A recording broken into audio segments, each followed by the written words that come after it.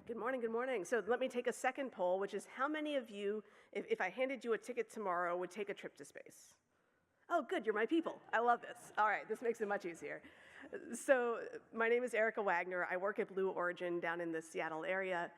Our fundamental philosophy that you'll see painted on our walls and talked about by our employees, we call gradatum ferociter, and it means step by step ferociously. We are the tortoise and not the hare in this race, but we are funded by Jeff Bezos with a long-term vision to try to figure out how do we open up space for the rest of us. The vision of Blue is a very simple one on its surface, millions of people living and working in space. This is not a goal for my career. This is a many generational goal. But it's when we think about the why that I find Blue really compelling.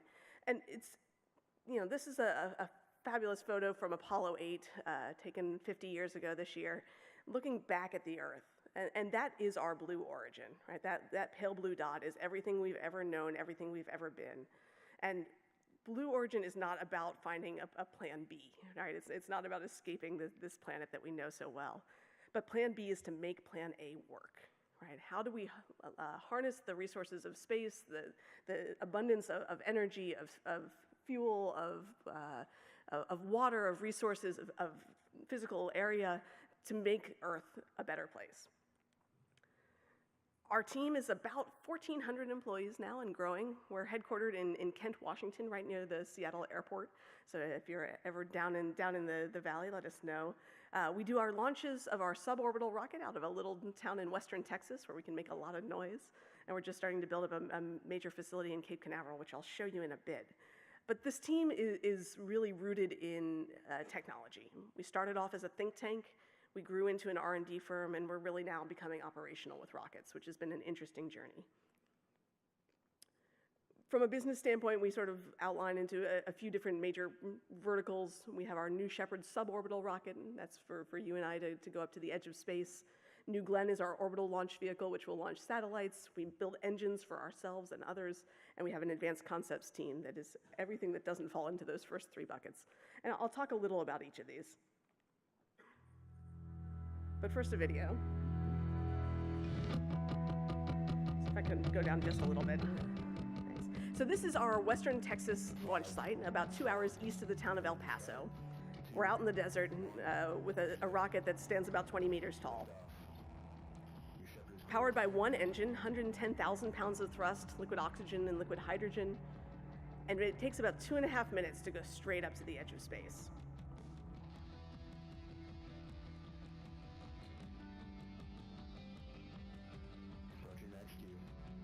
We go through that maximum dynamic pressure, we shut down the engine, and then we separate the capsule from the booster. And there's some really good reasons to do this. But that view from 100 kilometers up is incredible. I'm really looking forward to putting my own eyes on it. We've just had cameras so far. But it's also what this technology is doing that's really changing the way we play the game of space. Coming down under parachutes, a retro thruster that kicks up a lot of dust in the desert, that gives us a chance to do humans. But what's changing the way that we think about this as a business is the idea of reusing rockets. So that's a rocket that just fell at about Mach 3.5 from 100 kilometers up. About 2 seconds before it's ready to impact into the desert, we relight that engine and we slow down to this really controlled descent. And what this does is it allows us to think of a rocket the same way that we think about an airplane. Rather than flying from Vancouver to Toronto and throwing away your aircraft, it would make air travel prohibitively expensive. So we're getting to this point now where we can say, no, let's reuse that system over and over and over again until you get to the point where the cost of spaceflight is the cost of touch labor and fuel. So we've taken that rocket now, the one you just saw in the video. We were the first to do vertically land coming back from space, the first to reuse that rocket. Our New Shepard system has now made 8 flights and counting. It's really coming into its own. We're moving to first human flight sometime in later this year, early next year as we get ready for it. Really looking forward to that day. We weren't sure if there was a market. We took our vehicle out to some of the big air shows, and people lined up around the block to see it. There's something about spaceflight that captures the imagination. So we know that there's this way of thinking about space that is beyond the military, beyond the government, beyond the corporate. It's very personal. And we're trying to move us into that era. I'm going to actually skip this one, but here's the inside of our capsule. Outfitted 6 seats in a circle. Everyone's got a window seat and an aisle seat, your favorite choice. Each of those windows is about, it's about a meter tall and about half a meter wide. So really a full experience of being in space, more like you're flying in a cupola than you're flying in an aircraft. And we're finding that this isn't interesting only for the tourists, but we're also starting to interact more and more with the innovation and R&D communities. And that's why we're actually here at BC Tech, is to talk to folks that say, okay, I want to go, but 200 years from now, my company will be a space company. And we can all sort of think about that, right? And when space is pervasive, every company in this room has something that's going on in space. How do we find out how to step into that space sooner? How do we really leverage that? So we've outfitted our rocket with ways of carrying up payloads for a pretty wide range of customers. Taking it up to the edge of space, you're getting about 3 minutes of time in microgravity. And when I walk into most corporate conference rooms and start talking about this, everyone says, I don't need a space program. Why does my company need to think about this? And so we started having the conversation about a new variable to play with. And it's interesting whether you're in manufacturing or services or entertainment or education, because the way that we have interacted with our world for as long as humans have been alive is with the presence of gravity.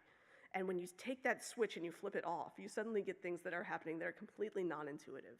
And when you do that in any business space, I don't care what it is, you're going to drive new insights. So if we can take materials and not have them separate by density, right? Heavy things don't sink and light things don't rise in space. They all stay homogeneous. Now you can make new alloys you've never made before. If I can take convection and take it out of the system, instead of having the classic birthday candle, we get flames that burn in small, cool spheres and let us tune combustion in engines in ways that we've never been able to do before. So we're starting to see the emergence of this whole new world of space as part of terrestrial innovation around material science, around drug development, around alloys and glasses and fiber optic cables. That's really quite fascinating. This is a really interesting view from the capsule looking back down at the top of the rocket. So we've separated the systems. We're separating apart now, and you can see the top of that rocket. Turns out that's a really interesting place to do business as well. And we're starting to get more and more calls from companies like Norsat that are trying to test a technology for space applications, from entities that are trying to understand the intersection between space weather and the upper atmosphere, atmospheric physicists and the like. So there's an interesting domain here where we're saying, you know what, space used to be closed, but now it's open. Space used to be taking a really long time, 2 years or more to get ready to enter. Now you can literally pick up the phone, make a call, and have a space program as part of what you're doing. This was my office 2 weeks ago. We were back down in West Texas again, this time launching our vehicle to its highest mission yet, 351,000 feet, about 107 kilometers. Again, you see that rise out of the desert. But on board this time, we had a whole series of organizations that were working with us. We had the world's first commercial Wi-Fi, sending the first tweet from space on a commercial network. We had DLR, the German space agency, doing microgravity physics, microgravity biology. We had organizations within NASA that were testing new sensors that they wanted to put on the Orion spacecraft, the International Space Station. And once again, you see a rocket falling out of the sky and landing in the desert, which is just incredible.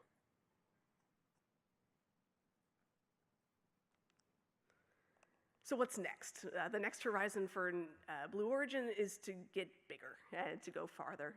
We go from New Shepard, named after Alan Shepard, the first American in suborbital space, to New Glenn, named after John Glenn, the first American to orbit the Earth. And we go from a rocket that stands about 20 meters tall to one that's quite a bit larger. Interesting thing that we've been doing here, pushing the boundaries of our own industry. We've taken what's classically been a 3 meter or a 5 meter fairing. We've blown that out to 7 meters across. So now you've got this much larger volume. Satellites that once had to fold up like little origami cranes can now stretch out their arms. You can put larger systems. You can have space telescopes with larger apertures that allow you to intersect with the environment in more profound ways. We're taking the lessons that we've learned on New Shepard and really taking what's been a subscale minimum viable product for us and applying that directly into the next generation. So here you see the New Glenn vehicle going up right at our pad in Cape Canaveral. Much larger engines on this vehicle. We've gone from 110,000 pounds of thrust to 7 engines with each 550,000 pounds of thrust. So quite a bit of power there. But we've also taken that same architecture, and what we're using from our subscale development in New Shepard is this idea of reusability. We're launching up. In this case, we're using liquefied natural gas to press us up all the way up to to orbital altitudes, and then we're going to take that first stage, separate it off, and come back down for a landing. This is dramatically changing, and those of you who follow along with the space industry see this as a trend that's coming, not only in the US, but also now starting to be seen in Europe and in Asia, that the idea that we can take the cost of spaceflight, drive them down, take the access to space and drive it up is transforming how the entire satellite industry is working, how exploration is working, how science is working. Here you see our vehicle landing on a barge that's actually traveling. It's underway when we land. It gives it great stability there in even the highest sea states, and the satellite launching off to its destinations. But it's very easy to show PowerPoint and to show animations. It's more fun to show hardware. These are a few of our BE-4 engines. We've been in testing down in the West Texas desert. Again, 550,000 pounds of thrust sure makes a lot of noise, and for beautiful tests at night. Our facilities down in Florida, out there at Cape Canaveral, this vehicle is so large that we cannot put it on a truck or a train. We really need to make the rocket where it's going to fly. So we've just opened up 750,000 square feet of manufacturing space. And that's just down the road from Cape Canaveral. We've taken over Launch Complex 36, where the Atlas II rockets used to fly back in the day, and are looking forward to being part of the community down there. Blue Origin is a long-term vision kind of company. We aren't thinking about tomorrow, we aren't thinking about next year, but we're really thinking about what happens decades into the future. And one of the places that we certainly set our gaze is what's going on at the moon. The moon offers an interesting opportunity for companies that are interested in autonomy, in machine learning, in AI, in mining, in resources, in exploration, in science. This is our Blue Moon lunar lander. We've been working with NASA and other agencies around the world to start to envision a day where there is the capability for companies like yours to join us there on the lunar surface, and I'd be happy to talk more about that. I was struck. I went for a run out to Stanley Park last night and was looking at the totem poles. The moon is such a rich part of all cultures. If you look at the totem poles, you see moon art on the top, and really the sense of a place that we stand to look back and see ourselves, a platform for understanding our own power, for understanding the Earth. So I think it's interesting that these things sort of cross cultures, cross boundaries. And I'll end with this. This is Jeff Bezos, who is our founder and our funder, talking about the why he does what he does. And he says, if I'm 80 years old and looking back on my life, and I can say that I put in place, with the help of the teammates at Blue Origin, the heavy lifting infrastructure that made access to space cheap and inexpensive, so that the next generation could have the entrepreneurial explosion like I saw on the internet, I'll be a very happy 80-year-old. Jeff talks about the way that Amazon has been built on this base layer of innovation that came before him. He couldn't do what he does without shipping interstate highways, aircraft, the internet, credit card transactions, all of these base layers. We are yet to see that in space, and we're really aiming to lay down this infrastructure that allows for that next set of new ventures, new innovations, and I hope you will all join us in being part of it. With that, Kaylin, why don't you come back up? Thank you. Thank you so much, Erika. If I wasn't inspired before to want to travel to space, I certainly am now. I will never get old or never get tired of watching those rockets land. It's like it looks like science fiction, but it's happening today. It's amazing. So now I would love to invite up to the stage Amiee Chan. Amiee is the CEO of Norsat, and she's going to join Erika on stage to continue this very engaging discussion with us. Welcome, Amiee. Erika, that was an amazing presentation. I'm so looking forward to flying to the moon now. So, a few questions for you. In any sector, when you go from a government run to commercially run, there usually opens up a lot of doors, a lot of new opportunities. What changes have you seen in your industry?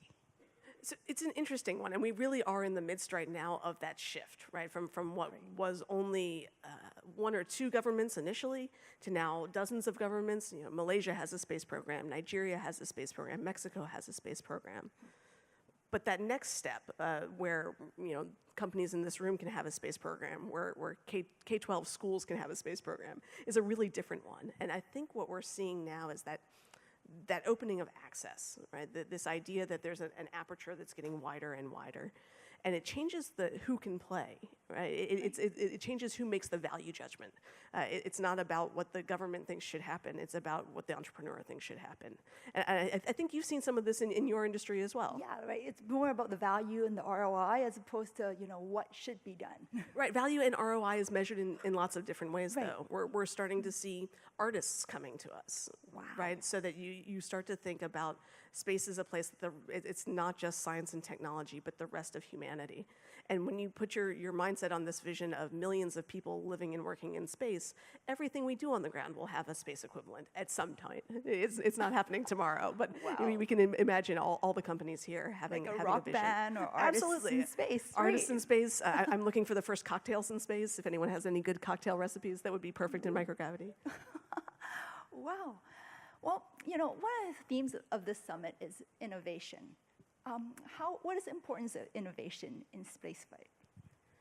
I don't think you can do space without thinking innovation. And certainly when we look at the impacts of programs like Apollo on the innovation infrastructure, every time we throw ourselves up against a really hard wall, we come back with new insights. The harder, John F. Kennedy said, we do these things not because they're easy, but because they're hard, right? Because by putting our technology and our processes and our people up against the biggest challenges we know, we see new insights. And that those spin off then into all sorts of different industries, whether that's MRI technologies for breast cancer imaging, or communications technologies for disaster management, or how we think about food development and processing here. All right, and so how is a company like Norsat, which we provide communications to remote challenging applications through satellite, we're used by military, disaster recovery, how is spaceflight relevant to us? It's funny. I think your question is easier to answer in many ways than some of the conversations I've had. I was talking with folks that were developing apps yesterday, and ones with shoe technologies. Norsat, right? It's easy to say. Space is a place from which you can develop and deliver your services. But it's more than that, right? I think that the ecosystem that you guys are interacting in shows that space, we go out to space and then we come back to Earth. And we're doing that with all these industries. It's saying, go out to space, get the insights you need, figure out how to make that new alloy, push your boundaries on your chemical processing, find that new protein crystal growth for your new drug, and then bring those insights back into your terrestrial applications. So maybe to turn that back to you, where has space changed how Norsat works, and where is that ecosystem growing? We do communications to remote challenging applications. After hearing your story, I think we gotta start thinking about making Wi-Fi for Mars. Absolutely. I think that the communications piece is one that this industry is hungry for. Communications and navigation, right? We don't really have the ability to navigate in the deep sea on the moon and Mars in the same way. We don't have these wide pipeline communications channels. There's the ones run by the governments. There's a few commercial ones, but the opportunity for data is going to be huge in the decades ahead. Right. And so how do you drive innovation within your company? That's, I think you start with culture. You start by hiring really great people and giving them room to run. You present them with challenging problems. and you look for ways to bring diverse voices into those discussions. Yeah, I think diversity is a really great thing. One of the things that we do at Norsat is we run something called an Idea Factory, very similar to what Brent Bushnell said this morning about having a strong, diversified team, cross-functional team. And so we run this thing called an Idea Factory, where it's a brainstorming session where we bring in the accountants, we bring in the engineers, alongside the shipper receivers, and we say, hey, you know what does the future of communications look like? And we come up with a list of ideas. And the more diversified our group, the richer the pipeline of ideas. And that's diversity in all of its forms, right? It's engineers and scientists and business and law and folks working on the floor. Yeah. It's men and women, it's people of all colors. It's every perspective that we can bring to the table strengthens our ability to innovate. Yes, absolutely.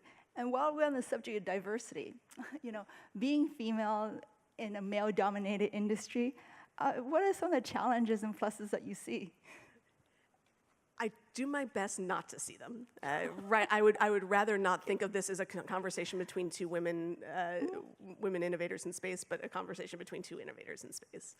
We're not quite there yet. It does come back and shine its face on us sometimes in ways that are less pleasant. But what we've been trying to do at Blue Origin is to change that conversation from one about just diversity to one of inclusion. Right? How do we make this a company where we can hear every voice? How do we allow people to bring their best selves to work and their whole selves to work? So you're not spending your time thinking about the harassment case that is happening down the street, but you're thinking about how do I innovate in rocketry, right? So it's a good business case, it's a good economic case to say, be here, be present, be full of you. I think that drives better results at the end of the day. Yeah, absolutely. I think, having everybody, giving them an equal voice, that's really key to driving different diversity, different opinions in the workplace. Now, have you come across any challenges? Because, being female and a female leader in a male-dominated industry, technology, one of the stories I have to share with you is a few years back, I was actually in Korea with my supply chain manager. We were visiting all the different suppliers. And everywhere we went, because my supply chain manager is male, and everywhere we went, they thought he was the CEO and I was the supply chain manager. So they would open the doors for him, they'll serve him tea first. And these are some of the micro biases that we're seeing in the industries today in high tech, where it's holding women back because they don't see women in these roles. I think some of them, sometimes the opportunities don't present themselves to women because women aren't traditionally in these roles. I saw a lot of heads nodding out here that people have had similar experiences. I think the importance of role models is a really good one. I remember I have two kids, an older daughter and a younger son, and my little guy came home from preschool one day, and he said, Mommy, when I grow up, I want to be just like Daddy. I want to make airplanes. But Sally, she's going to make rockets because boys make airplanes and girls make rockets. Ooh, I like that. It really struck me, first of all, that at that age they were already making gender distinctions, but also that they saw themselves in what was reflected around them, right? And it's so powerful to have voices that look like you in your community doing things that are amazing. It's one of the things I love most about what's going on at Blue Origin in how we're opening this aperture is that we're starting to see a diversity of people joining us for that journey. We took a payload back in December that was a group of grade 2 students from rural Indiana in the US that had asked their teacher, can fireflies light up in space? And their teacher looked at them like, I have no idea the answer to this question. Let's find out, right? And when you open that door and you say, let's find out, let's go there together, millions of people living and working in space cannot be monolithic. It cannot all look like my grandfather, right? It has to be a cross-section of our cultures and our ways of thinking. Okay. Well, what do you see as, a plus to encourage other women, in your sector? Like, what do you see as a plus in your career for being a woman, I think the biggest plus I've found from being a woman in the space industry is the community. We got started a group down in Seattle a few years ago. We were called the Seattle Space Gals. And it's a professional networking and development group where we welcome folks from across the industry. And it's been so supportive to see this group of folks that have very similar experiences coming together and sharing solutions with each other. To have that crosstalk, to have that understanding, to have that shoulder to cry on when you need one, but to see community coming together as a solution. What have you seen that's worked? Well, you know what? I find that, sometimes being in a room with all males, like in a meeting, I bring a different view, a different perspective, a different set of ideas to the table that sometimes is overlooked. And I think my colleagues appreciate that, and it gives me more opportunities to express myself, being the only female sometimes. That's awesome. Yeah. So, well, you're a great pioneer in space flight. And with that, I turn things back to Kaylin, and we'll open the floor to questions. All right, so thank you, ladies. That was a really engaging discussion. A round of applause for the wonderful women that are up here. We're going to open it up for Q&A now. So if you have a question, maybe raise your hand. And if you could come up to the mic just back here, so we're mic'd. If this is being recorded, so we want to capture everyone's words. And feel free to line up if anyone else has questions after this. I'm Asif. I'm a software developer. I was just wondering, what is it like in the space industry at the moment? Is every company trying to reinvent the wheel, or is it similar to the tech industry, like it's more open source and you actually share the technology, the findings you already have? For instance, like when you think of SpaceX, do you see them as a competitor that you're trying to beat out to space first, or as a collaborator? Like overall, how is the mood, atmosphere? Yeah, so, pun intended. Thanks. So the question is, how is the industry right now? We're still in that that phase of hitting a dominant design and driving up the technology S-curve. Because of that, I think it's more closed door than some other industries are. We haven't yet quite reached that full open source. We're seeing more of that in satellites and communications and Earth observation, big data. Those are opening faster than say launch vehicles are. There's also a challenge, a very practical challenge of export control regimes in various countries, limiting the amount of cross-boundary collaborations we can have. So for instance, right now, I cannot hire a Canadian in Blue Origin. It kills me, right? We've got such a wealth of talent right here across the border, and we can't access it. So we're looking forward to seeing those regimes changing over time and allowing for more collaboration. But at the end of the day, if you think about the industry, it's not like a single corner with two lemonade stands, right? The universe is a really big place, so we've got some opportunities for lots of diversity of ideas and players. All right, next up. Yeah, what do you think your time frame is for reaching low Earth orbit and reaching the moon? So we are trying to field our New Glenn rocket in 2020-ish. The moon will come as that capability comes online.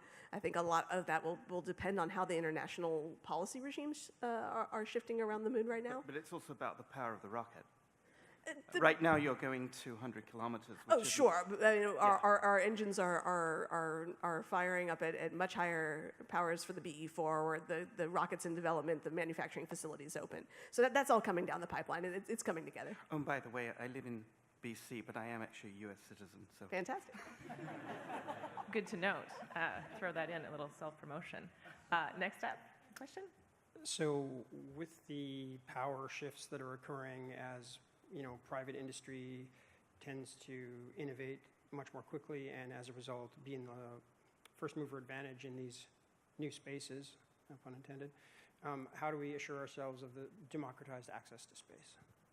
So I think that the way that the market is developing now is inherently built around that construct, right? That if it's just taking the same pie and slicing it smaller and smaller and smaller, this industry will collapse in on itself with the amount of players that are emerging.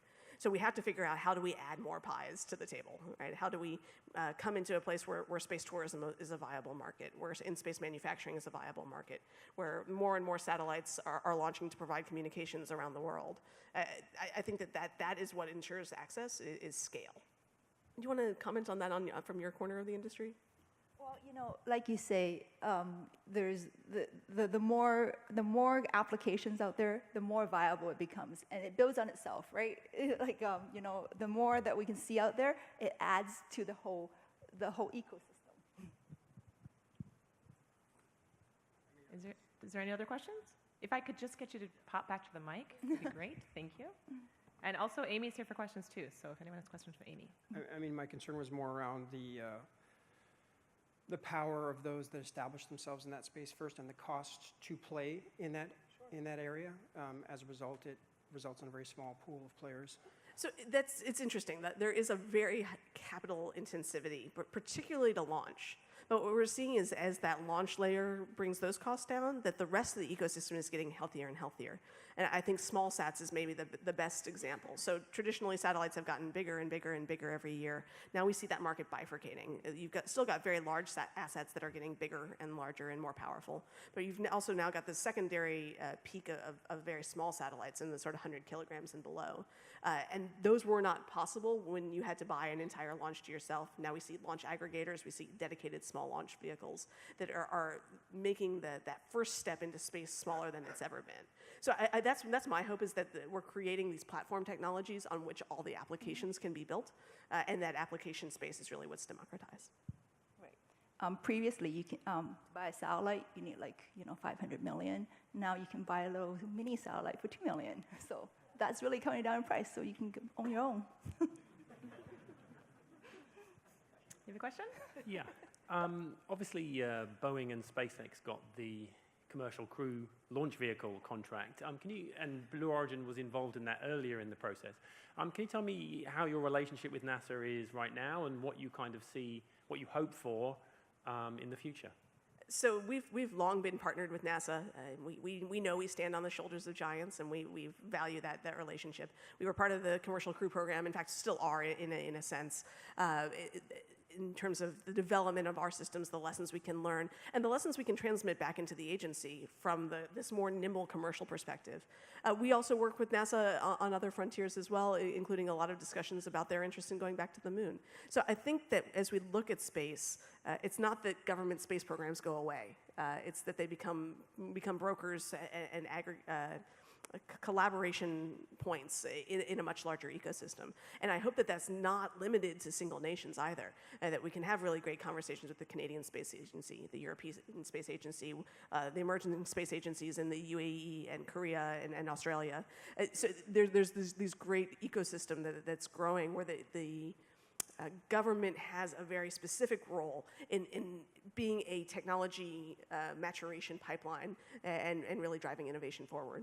Does this impact you guys? Yeah, similarly, like, a lot of technology starts incubations with, the government starting, getting the thought out there, getting the visions out there, and then it opens up to the commercial space, right? Lay down the roads, we will all drive on them. Exactly. Yeah.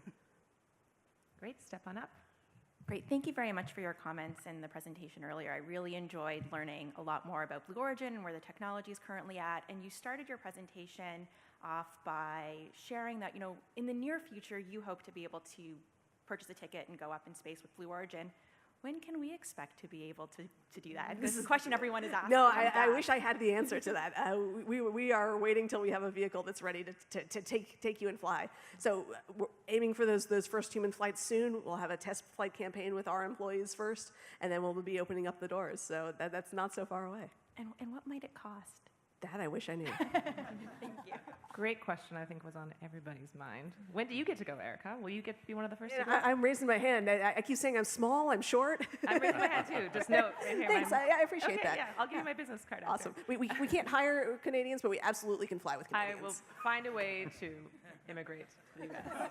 I literally just said that because I'm that excited to go to space. Okay, next up.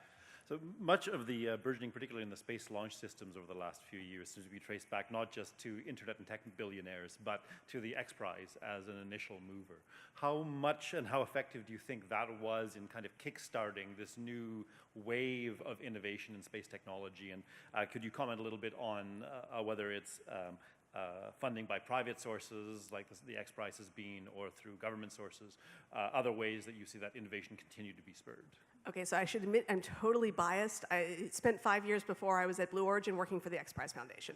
So this is my sense is that I stood in the desert in 2004 when Spaceship One was launching.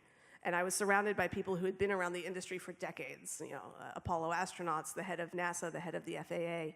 And every face in that desert was a kid in a candy store because something very new and radically different was happening. And we see technology tales that came off of that, and certainly Spaceship One becoming Spaceship Two now with Virgin Galactic. But we also see the broader impact in the ecosystem. This idea that space was possible for small innovative teams really came out of that competition.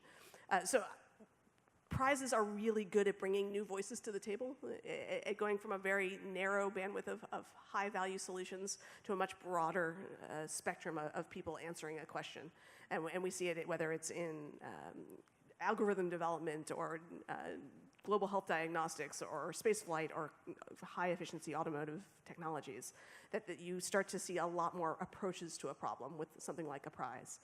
We also see that the role of fundamental grants from governments continues to be vital in driving new ideas out of academia into the marketplace. That there's not one solution, right? We have to keep putting all these pieces together. And I think this new piece of deep-pocketed private capital and with great vision is certainly accelerating everything right now. I'm very thankful to have that and be part of it. Do you have a question for Erika or Amiee? For Erika. So it's hard to follow up a question about the X Prize, but do you see Blue Origin privatizing the astronaut training pipeline as a part of its expansion into space tourism? That's a fascinating question. I don't know. Our plan is that astronaut training for our New Shepard missions is a very short process. You'll come down to Texas, you'll be there for a day or two, and you'll know what you need to know to go to space. Right? This is really a very different process than the right stuff and the days of Mercury and Apollo. So where that goes, I don't know. I certainly know that when we talk to people who want to fly with us, that they say that they want to go fly MiGs and go on the Vomit Comet airplanes and ride centrifuges and dive deep into the ocean. And there's something about the spirit of adventure that pervades all those things. So I hope that people get a chance to go and have the adventures they want to have. Wow, one day? Not one day. 2 days. So, if I aspire to go to space, what are the steps I should take? Wow. Dream, save. And then the barriers to entry, we're trying to keep them as low as possible. So anyone who's relatively healthy, we hope should be able to fly. We watched with a great deal of interest, Stephen Hawking took a flight on the zero-G aircraft a number of years ago. And if Stephen Hawking can experience that freedom of microgravity, we all should be able to. So we're getting to the point where if you can walk into your doctor's office and your doctor will say yes, that we'll take you on board. That's the hope. All right, stay healthy then. Yeah, stay healthy. Are there any other questions out there? This is your last chance. We're going to wrap. Oh, we have someone? Great. We have a few more minutes, so. Hi, Erika. I just have a quick question about the Seattle space ecosystem. So as a representative from the Seattle space community, could you give us an overview of what's happening in Seattle, how the new space is growing in the last few years, and how some of that could perhaps we could learn from that experience in British Columbia? As you know, in British Columbia, we have a lot of Earth observation and space companies that have been been doing pioneering work for the last 30 years or so. But we'd like to see some emergence of new space companies here. So how can we learn from the Seattle space community what's happening there? Thanks. That's a great question. The Seattle space community, the way it buckets in my head, it's about 30 companies. And they are everywhere from the big primes to the contractors that are feeding into the broader aviation ecosystem and space. But it really grew out of a few anchor tenants. So Aerojet Rocketdyne's been around making rockets in Redmond for about 75 years. Boeing's built the lunar rover in Kent, right down the street from where Blue Origin is headquartered.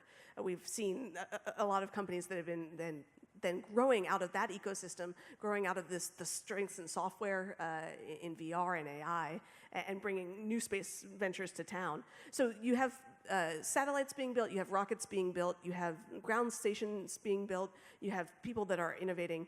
We all come together in a few places to build that cluster.